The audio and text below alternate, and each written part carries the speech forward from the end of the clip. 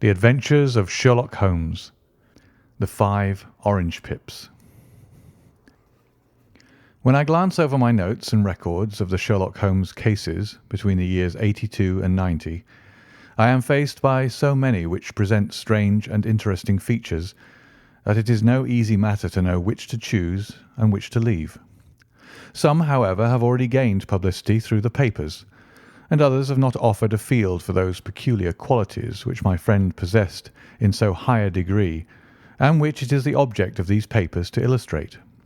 Some, too, have baffled his analytical skill, and would be as narratives, beginnings without an ending, while others have been but partially cleared up, and have their explanations founded rather upon conjecture and surmise than on that absolute logical proof which was so dear to him. There is, however, one of these last, which was so remarkable in its details, and so startling in its results, that I am tempted to give some account of it, in spite of the fact that there are points in connection with it which never have been, and probably never will be, entirely cleared up. The year 87 furnished us with a long series of cases of greater or lesser interest, of which I retain the records. Among my headings under this 12 months I find an account of the adventure of the Paradol Chamber, of the Amateur Mendicant Society who held a luxurious club in the lower vault of a furniture warehouse, of the facts connected with the loss of the British barque Sophie Anderson, of the singular adventures of the Grice Pattersons in the islands of Uffa, and finally of the Camberwell poisoning case. In the latter, as may be remembered, Sherlock Holmes was able, by winding up the dead man's watch, to prove that it had been wound up 2 hours before, and that therefore the deceased had gone to bed within that time, a deduction which was of the greatest importance in clearing up the case. All these I may sketch out at some future date, but none of them present such singular features as the strange train of circumstances which I have now taken up my pen to describe. It was in the latter days of September, and the equinoctial gales had set in with exceptional violence. All day the wind had screamed and the rain had beaten against the windows, so that even here in the heart of great, handmade London, we were forced to raise our minds for the instant from the routine of life and to recognise the presence of those great elemental forces which shriek at mankind through the bars of his civilization, like untamed beasts in a cage. As evening drew in, the storm grew higher and louder, and the wind cried and sobbed like a child in the chimney. Sherlock Holmes sat moodily at one side of the fireplace, cross-indexing his records of crime, while I at the other was deep in one of Clark Russell's fine sea stories, until the howl of the gale from without seemed to blend with the text, and the splash of the rain to lengthen out into the long swash of the sea waves. My wife was on a visit to her mother's, and for a few days I was a dweller once more in my old quarters at Baker Street. "Why?" said I, glancing up at my companion. "That was surely the bell. Who could come tonight? Some friend of yours, perhaps?" "Except yourself, I have none," he answered. "I do not encourage visitors." "A client, then?" "If so, it is a serious case. Nothing less would bring a man out on such a day and at such an hour. But I take it that it is more likely to be some crony of the landlady's." Sherlock Holmes was wrong in his conjecture, however, for there came a step in the passage and a tapping at the door. He stretched out his long arm to turn the lamp away from himself and towards the vacant chair upon which a newcomer must sit. "Come in," said he. The man who entered was young, some 22 at the outside, well-groomed and trimly clad, with something of refinement and delicacy in his bearing. The streaming umbrella which he held in his hand and his long, shining waterproof told of the fierce weather through which he had come. He looked about him anxiously in the glare of the lamp, and I could see that his face was pale and his eyes heavy, like those of a man who is weighed down with some great anxiety. "I owe you an apology," he he said, raising his gold pince-nez to his eyes. "I trust that I'm not intruding. I fear that I have brought some traces of the storm and rain into your snug chamber." "Give me your coat and umbrella," said Holmes. "They may rest here on the hook and will be dry presently. You have come up from the south-west, I see." "Yes, from Horsham." "That clay and chalk mixture which I see upon your toe-caps is quite distinctive." "I have come for your advice." "That is easily got." "And help." "That is not always so easy." "I have heard of you, Mr. Holmes. I heard from Major Prendergast how you saved him in the Tankerville Club scandal." "Ah, of course. He was wrongfully accused of cheating at cards." "He said that you could solve anything." "He said too much." "That you are never beaten." "I have been beaten 4 times, 3 times by men, and once by a woman." "But what is that compared with the number of your successes?" "It is true that I have been generally successful." "Then you may be so with me." "I beg that you will draw your chair up to the fire and favour me with some details as to your case." "It is no ordinary one." "None of those which come to me are. I am the last court of appeal." "And yet I question, sir, whether in all your experience you have ever listened to a more mysterious and inexplicable chain of events than those which have happened in my own family." "You fill me with interest," said Holmes. "Pray give us the essential facts from the commencement, and I can afterwards question you as to those details which seem to me the most important." The young man pulled his chair up and pushed his wet feet out towards the blaze. "My name," said he, "is John Openshaw, but my own affairs have, as far as I can understand, little to do with this awful business. It is a hereditary matter, so in order to give you an idea of the facts, I must go back to the commencement of the affair. You must know that my grandfather had 2 sons, my uncle Elias and my father Joseph. My father had a small factory at Coventry, which he enlarged at the time of the invention of bicycling. He was a patentee of the Openshaw unbreakable tyre, and his business met with such success that he was able to sell it and to retire upon a handsome competence. My uncle Elias emigrated to America when he was a young man and became a planter in Florida, where he was reported to have done very well. At the time of the war he fought in Jackson's army, and afterwards under Hood, where he rose to be a colonel. When Lee laid down his arms, my uncle returned to his plantation, where he remained for 3 or 4 years. About 1869 or 1870 he came back to Europe and took a small estate in Sussex, near Horsham. He had made a very considerable fortune in the States, and his reason for leaving them was his aversion to the negroes and his dislike of the Republican policy in extending the franchise to them. He was a singular man, fierce and quick-tempered, very foul-mouthed when he was angry, and of the most retiring disposition. During all the years that he lived at Horsham, I doubt if ever he set foot in the town. He had a garden and 2 or 3 fields round his house, and there he would take his exercise, though very often for weeks on end he would never leave his room. He drank a great deal of brandy and smoked very heavily, but he would see no society and did not want any friends, not even his own brother. He didn't mind me. In fact, he took a fancy to me, for at the time when he saw me first I was a youngster of 12 or so. This would be in the year 1878, after he had been 8 or 9 years in England. He begged my father to let me live with him, and he was very kind to me in his way. When he was sober, he used to be fond of playing backgammon and draughts with me, and he would make me his representative both with the servants and with the tradespeople, so that by the time that I was 16 I was quite master of the house. I kept all the keys, and could go where I liked and do what I liked, so long as I did not disturb him in his privacy.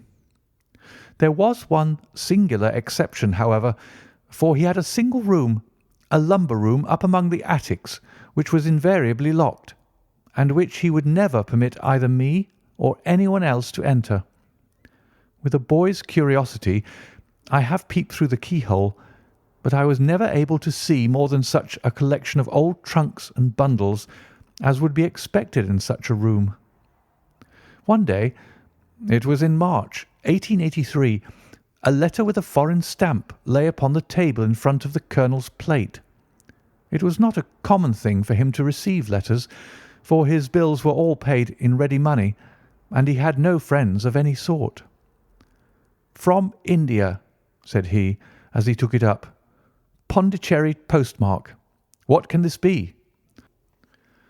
Opening it hurriedly, out there jumped 5 little dried orange pips, which pattered down upon his plate. I began to laugh at this, but the laugh was struck from my lips at the sight of his face. His lip had fallen, his eyes were protruding, his skin the colour of putty, and he glared at the envelope which he still held in his trembling hand. "K, K, K!" he shrieked, and then, my God, my sins have overtaken me."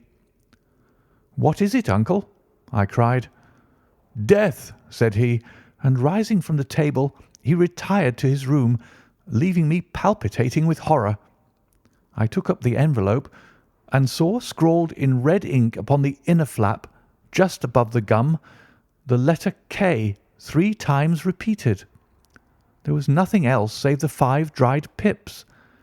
What could be the reason of his overpowering terror? I left the breakfast table, and as I ascended the stair, I met him coming down with an old rusty key which must have belonged to the attic in one hand, and a small brass box, like a cash box, in the other. "They may do what they like, but I'll checkmate them still," said he with an oath. "Tell Mary that I shall want a fire in my room to-day, and send down to Fordham the Horsham lawyer." I did as he ordered, and when the lawyer arrived I was asked to step up to the room. The fire was burning brightly, and in the grate there was a mass of black fluffy ashes as of burned paper, while the brass box stood open and empty beside it. As I glanced at the box I noticed with a start that upon the lid was printed the treble K which I had read in the morning upon the envelope. "I wish you, John," said my uncle, "to witness my will. I leave my estate, with all its advantages and all its disadvantages, to my brother, your father, whence it will no doubt descend to you. If you can enjoy it in peace, well and good. If you find you cannot, take my advice, my boy, and leave it to your deadliest enemy. I am sorry to give you such a two-edged thing, but I can't say what turn things are going to take.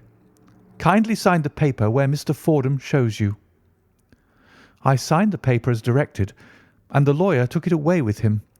The singular incident made, as you may think, the deepest impression upon me, and I pondered over it and turned it every way in my mind without being able to make anything of it.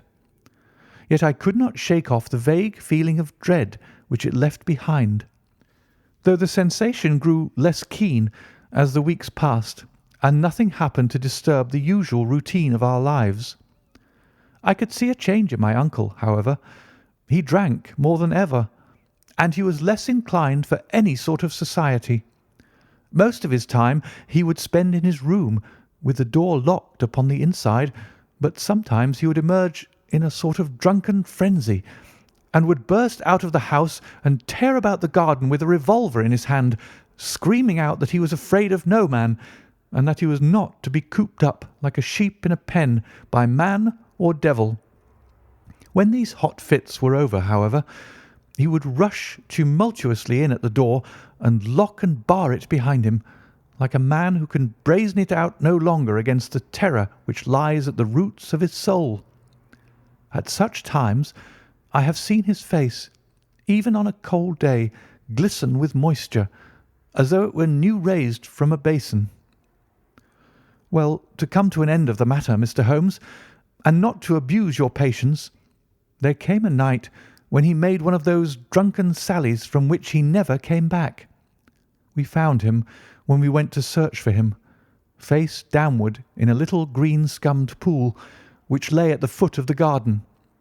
There was no sign of any violence, and the water was but 2 feet deep, so that the jury, having regard to his known eccentricity, brought in a verdict of suicide. But I, who knew how he winced from the very thought of death, had much ado to persuade myself that he had gone out of his way to meet it. The matter passed, however, and my father entered into possession of the estate and of some £14,000 which lay to his credit at the bank. "One moment," Holmes interposed. "Your statement is, I foresee, one of the most remarkable to which I have ever listened. Let me have the date of the reception by your uncle of the letter, and the date of his supposed suicide." "The letter arrived on March 10th, 1883. His death was 7 weeks later, upon the night of May 2nd. "Thank you. Pray proceed."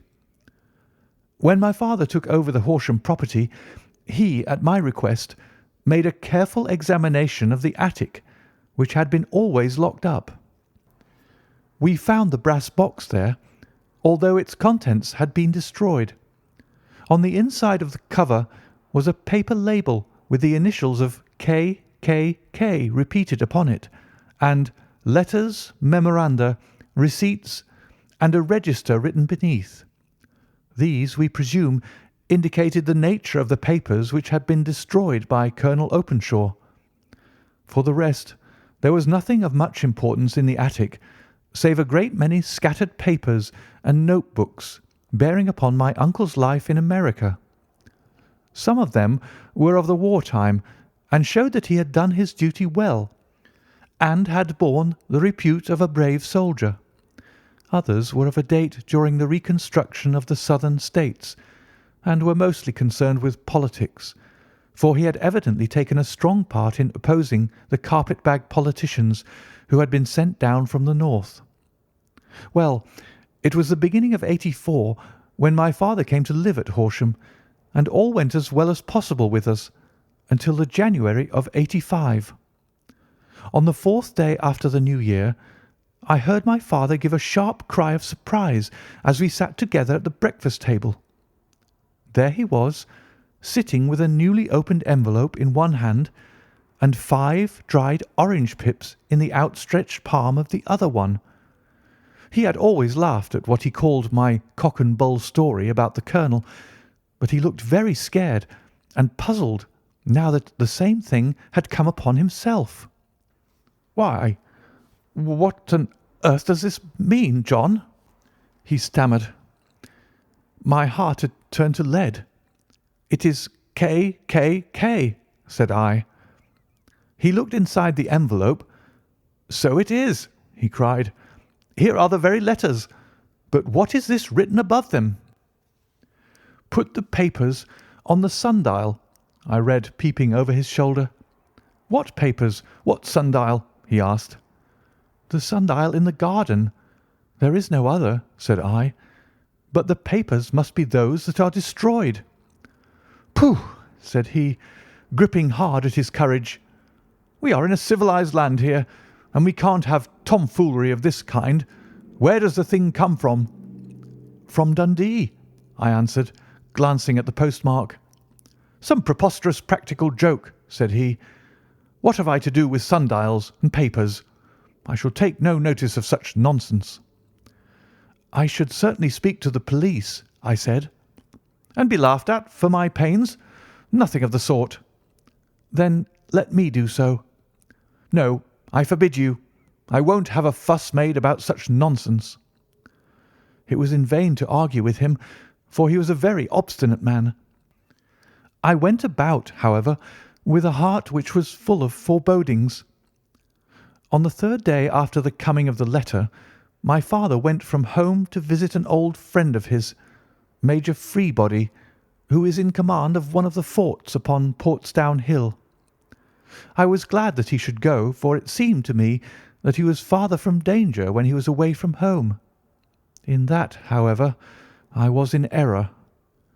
Upon the 2nd day of his absence, I received a telegram from the Major, imploring me to come at once.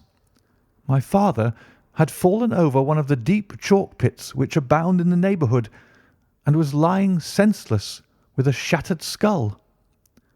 I hurried to him, but he passed away without having ever recovered his consciousness.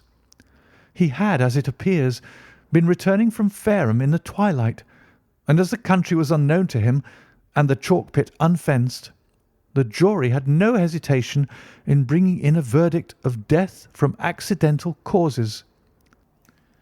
Carefully, as I examined every fact connected with his death, I was unable to find anything which could suggest the idea of murder.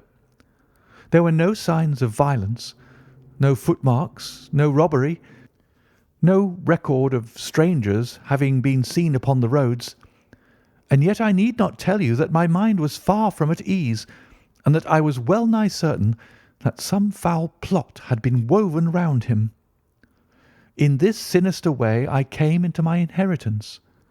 You will ask me why I did not dispose of it. I answer because I was well convinced that our troubles were in some way dependent upon an incident in my uncle's life, and that the danger would be as pressing in one house as another. It was in January '85 that my poor father met his end, and 2 years and 8 months have elapsed since then. During that time I have lived happily at Horsham, and I had begun to hope that this curse had passed away from the family, and that it had ended with the last generation. I had begun to take comfort too soon, however. Yesterday morning the blow fell in the very shape in which it had come upon my father." The young man took from his waistcoat a crumpled envelope, and turning to the table he shook out upon it 5 little dried orange pips. "This is the envelope," he continued. "The postmark is London, Eastern Division. Within are the very words which were upon my father's last message, K, K, K. And then put the papers on the sundial." "What have you done?" asked Holmes. "Nothing." "Nothing?" "To tell the truth," he sank his face into his thin white hands, "I have felt helpless. I have felt like one of those poor rabbits when the snake is writhing towards it. I seem to be in the grasp of some resistless, inexorable evil which no foresight and no precautions can guard against." "Tut, tut!" cried Sherlock Holmes. "You must act, man, or you are lost. Nothing but energy can save you. This is no time for despair." "I have seen the police." "Ah!" "But they listened to my story with a smile.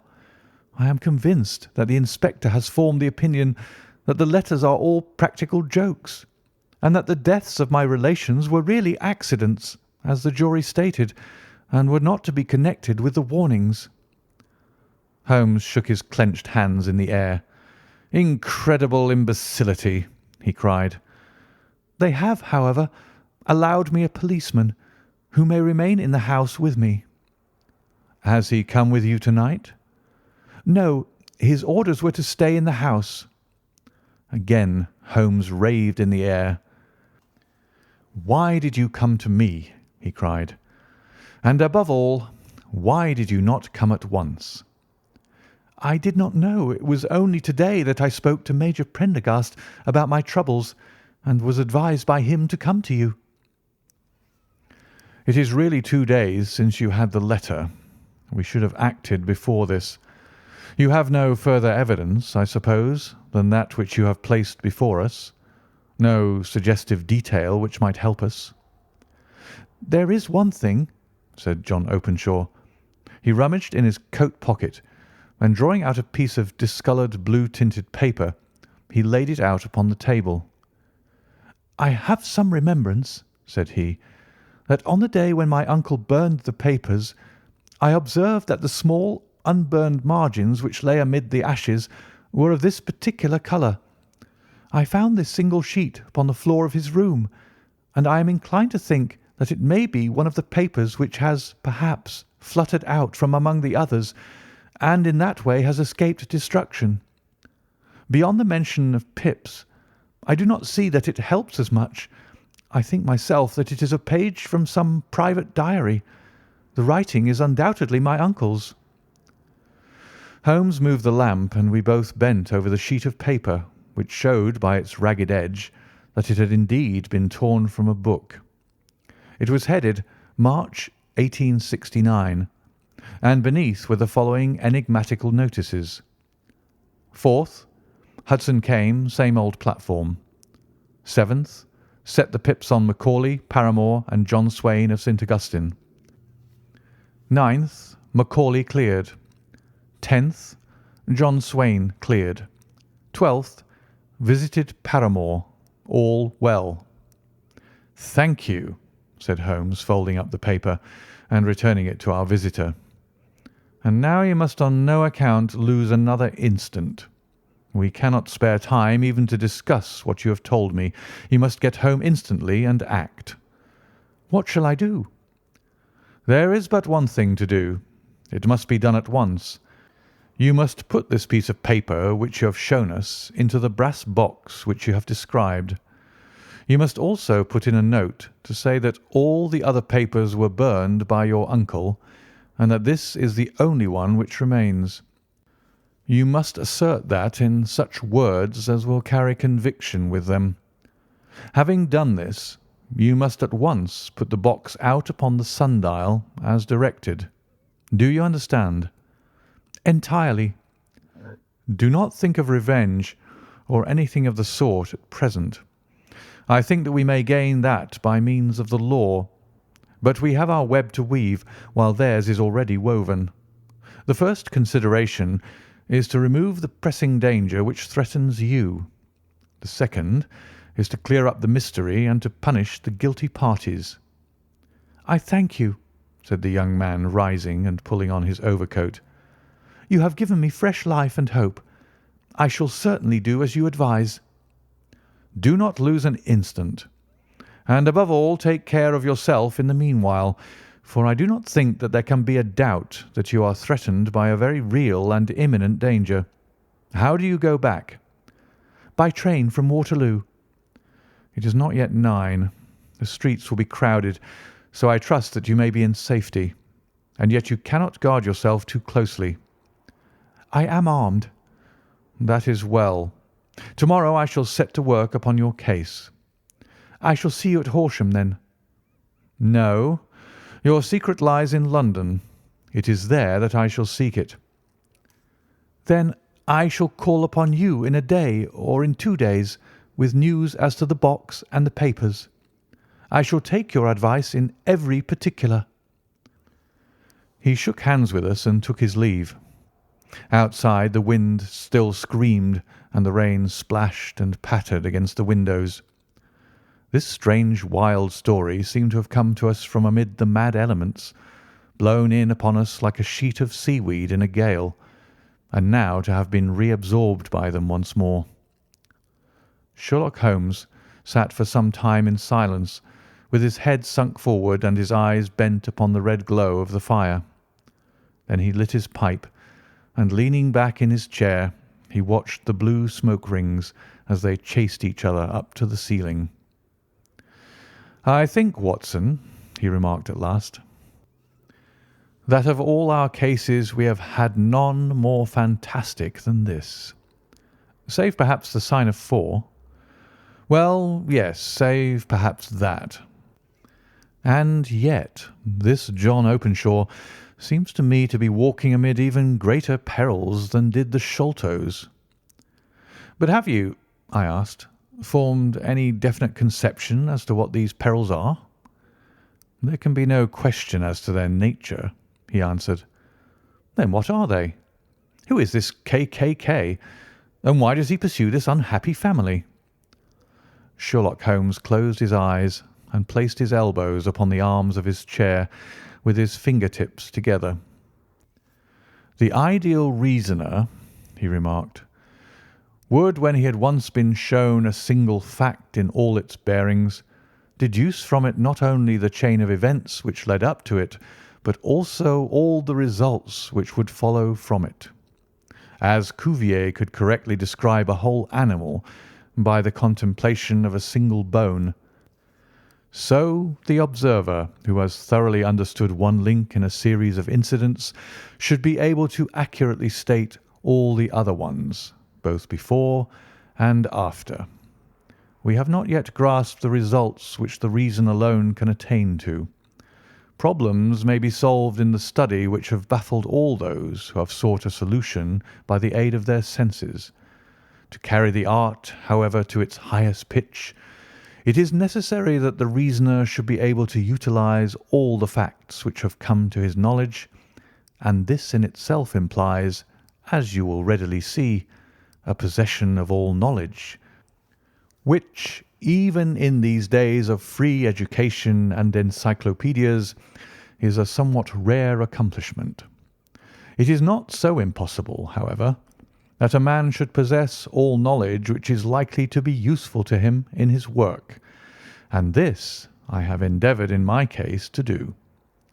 If I remember rightly, you, on one occasion, in the early days of our friendship, defined my limits in a very precise fashion. Yes, I answered, laughing. It was a singular document. Philosophy, astronomy, and politics were marked at 0, I remember. Botany variable, geology profound as regards the mudstains from any region within 50 miles of town, chemistry eccentric, anatomy unsystematic, sensational literature and crime records unique, violin player, boxer, swordsman, lawyer, and self-poisoner by cocaine and tobacco. Those, I think, were the main points of my analysis. Holmes grinned at the last item. Well, he said, I say now, as I said then, that a man should keep his little brain attic stocked with all the furniture that he is likely to use, and the rest he can put away in the lumber room of his library, where he can get at it if he wants it. Now, for such a case as the one which has been submitted to us tonight, we need certainly to muster all our resources. Kindly hand me down the letter K of the American Encyclopedia, which stands upon the shelf beside you. Thank you. Now, let us consider the situation and see what may be deduced from it. In the first place, we may start with a strong presumption that Colonel Openshaw had some very strong reason for leaving America. Men at his time of life do not change all their habits and exchange willingly the charming climate of Florida for the lonely life of an English provincial town. His extreme love of solitude in England suggests the idea that he was in fear of someone or something, so we may assume as a working hypothesis that it was fear of someone or something which drove him from America. As to what it was he feared, we can only deduce that by considering the formidable letters which were received by himself and his successors. Did you remark the postmarks of those letters? The first was from Pondicherry, the second from Dundee, and the third from London. From East London. What do you deduce from that? They're all seaports. That the writer was on board of a ship. Excellent. We have already a clue. There can be no doubt that the strong probability, is that the writer was on board of a ship. And now let us consider another point. In the case of Pondicherry, 7 weeks elapsed between the threat and its fulfilment. In Dundee it was only some 3 or 4 days. Does that suggest anything? A greater distance to travel? But the letter had also a greater distance to come. Then I do not see the point. There is at least a presumption that the vessel in which the man or men are is a sailing ship. It looks as if they always send their singular warning or token before them when starting upon their mission. You see how quickly the deed followed the sign when it came from Dundee. If they had come from Pondicherry in a steamer, they would have arrived almost as soon as their letter. But as a matter of fact, 7 weeks elapsed. I think that those 7 weeks represented the difference between the mail boat which brought the letter and the sailing vessel which brought the writer? It is possible. More than that, it is probable. And now you see the deadly urgency of this new case, and why I urged young Openshaw to caution. The blow has always fallen at the end of the time which it would take the senders to travel the distance. But this one comes from London, and therefore we cannot count upon delay. Good God! I cried. What can it mean, this relentless persecution? The papers which Openshaw carried are obviously of vital importance to the person or persons in the sailing ship.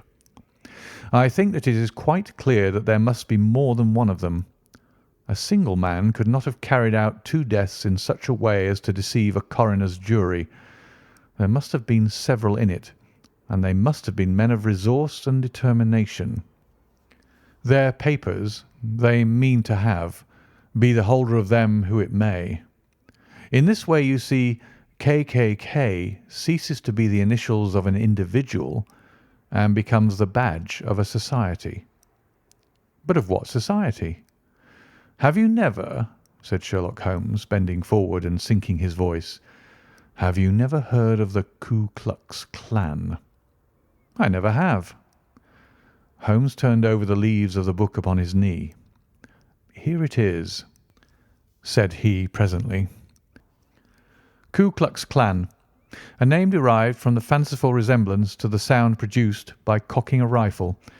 This terrible secret society was formed by some ex-Confederate soldiers in the Southern States after the Civil War, and it rapidly formed local branches in different parts of the country, notably in Tennessee, Louisiana, the Carolinas, Georgia, and Florida.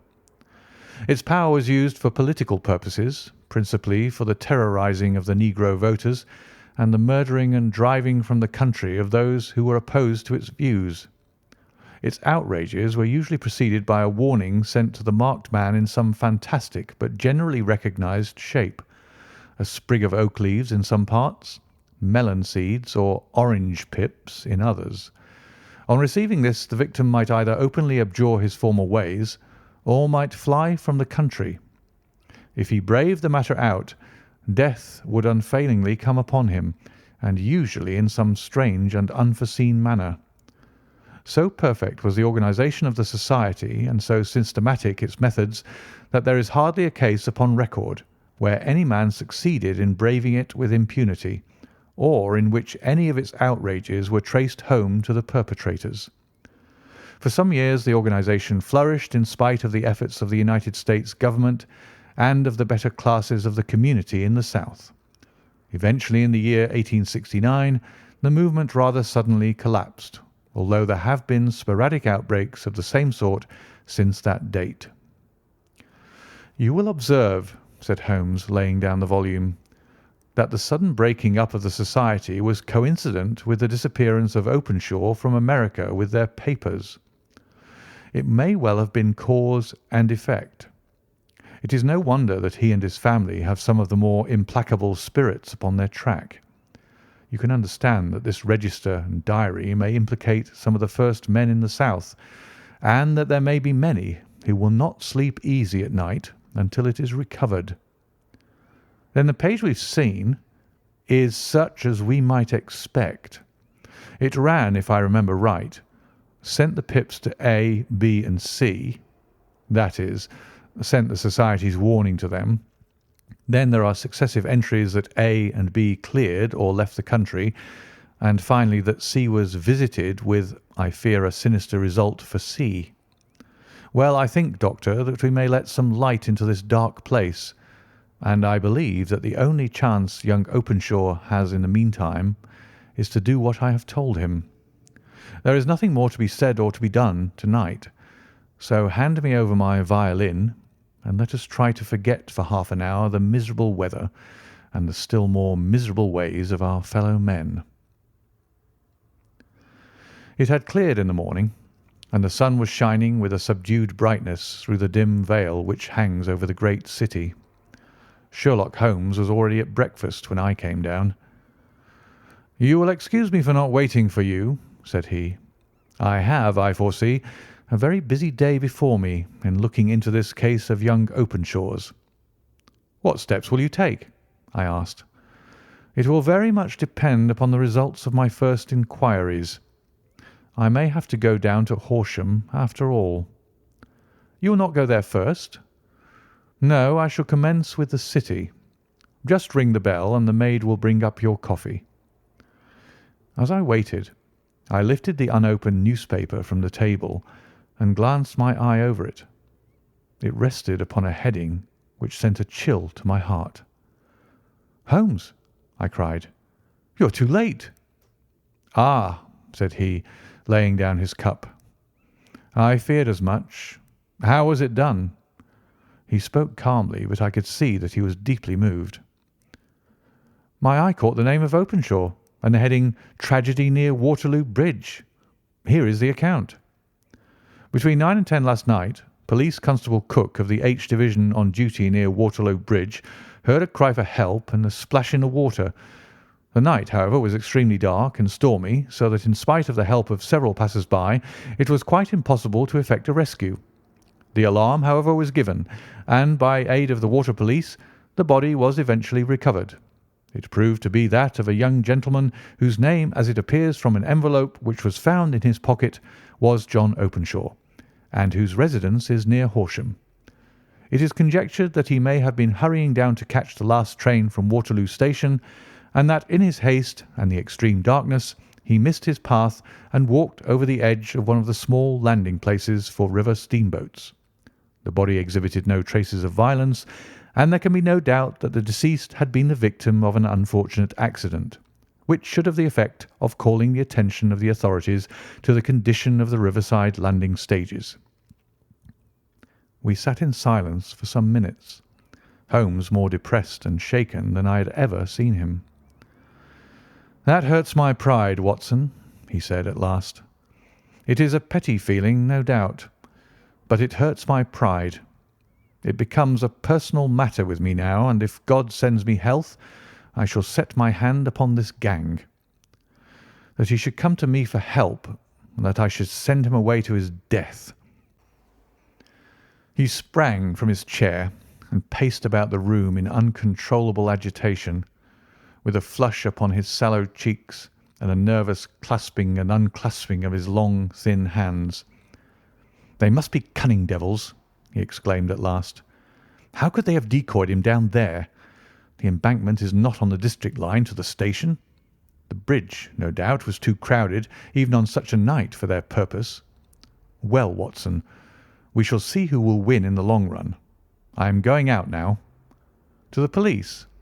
"No, I shall be my own police. When I have spun the web they may take the flies, but not before." All day I was engaged in my professional work, and it was late in the evening before I returned to Baker Street. Sherlock Holmes had not come back yet. It was nearly 10 o'clock before he entered, looking pale and worn. He walked up to the sideboard, and tearing a piece from the loaf, he devoured it voraciously, washing it down with a long draught of water. "You are hungry?" I remarked. "Starving. It had escaped my memory. I have had nothing since breakfast." "Nothing?" "Not a bite. I had no time to think of it." "And how have you succeeded?" "Well, you have a clue?" "I have them in the hollow of my hand. Young Openshaw shall not long remain unavenged. Why, Watson, let us put their own devilish trademark upon them. It is well thought of." "What do you mean?" He took an orange from the cupboard, and tearing it to pieces, he squeezed out the pips upon the table. Of these he took 5 and thrust them into an envelope. On the inside of the flap he wrote S.H. for J.O. Then he sealed it and addressed it to Captain James Calhoun, Bark Lone Star, Savannah, Georgia. "That will await him when he enters port," said he, chuckling. "It may give him a sleepless night. He'll find it as sure a precursor of his fate as Openshaw did before him." "And who is this Captain Calhoun?" "The leader of the gang. I shall have the others, but he first." How did you trace it, then?" He took a large sheet of paper from his pocket, all covered with dates and names. "I have spent the whole day," said he, "over Lloyd's registers and files of the old papers, following the future career of every vessel which touched at Pondicherry in January and February in '83. There were 36 ships of fair tonnage which were reported there during those months. Of these, one, the Lone Star, instantly attracted my attention, since, although it was reported as having cleared from London, the name is that which is given to one of the states of the Union. Texas, I think.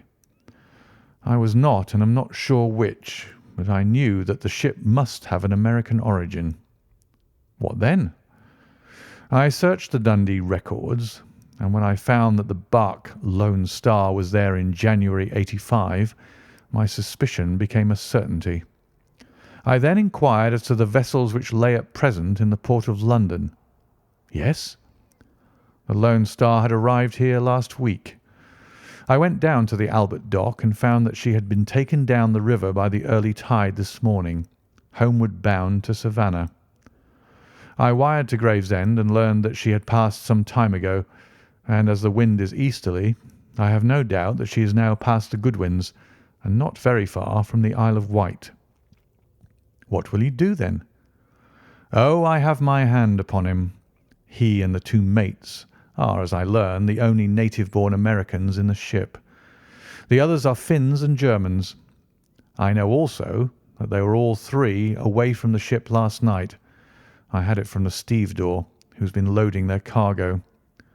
By the time that their sailing ship reaches Savannah, the mailboat will have carried this letter, and the cable will have informed the police of Savannah that these three gentlemen are badly wanted here upon a charge of murder. There is ever a flaw, however, in the best laid of human plans, and the murderers of John Openshaw were never to receive the orange pips which would show them that another, as cunning and as resolute as themselves, was upon their track. Very long and very severe were the equinoctial gales that year. We waited long for news of the Lone Star of Savannah, but none ever reached us. We did at last hear that somewhere, far out in the Atlantic, a shattered stern post of a boat was seen swinging in the trough of a wave, with the letters L.S. carved upon it. And that is all which we shall ever know of the fate of the Lone Star. End of the 5 Orange Pips.